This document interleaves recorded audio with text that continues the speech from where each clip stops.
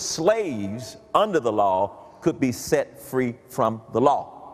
So you can never forget that. As Gentiles who are not Jewish people, we should never forget that we should be living life. We should not be living life under the law. It just contradicts everything Jesus did. Did you see that scripture?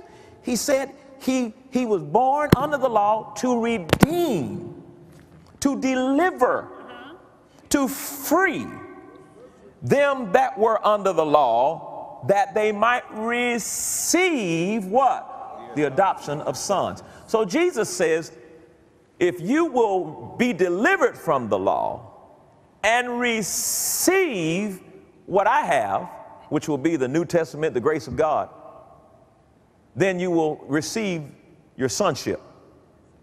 So now you move from being a child to being a son. Glory be to God. And you can't be a son until you have been delivered from the law.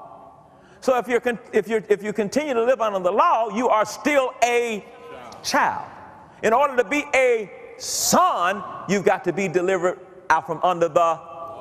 So if you're operating by the law, if you're trying to continue to fulfill the demands of the law, you know, you're wearing long dresses and wearing no makeup, and if you're trying to fulfill the demands of the law, then that is proof that you are still children and bond slaves.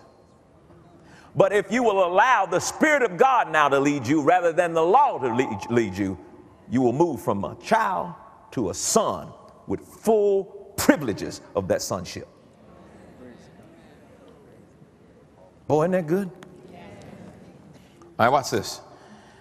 Now, I'm going to read verse 5. He says, to redeem them that were under the law, that we might receive the adoption of sons, and because you are sons, look at this, God has sent forth the Spirit of his Son in your hearts, crying, Abba, Father. Do you see what he's doing? He said now, oh man, he said, you know, now that you're sons, because you're no longer under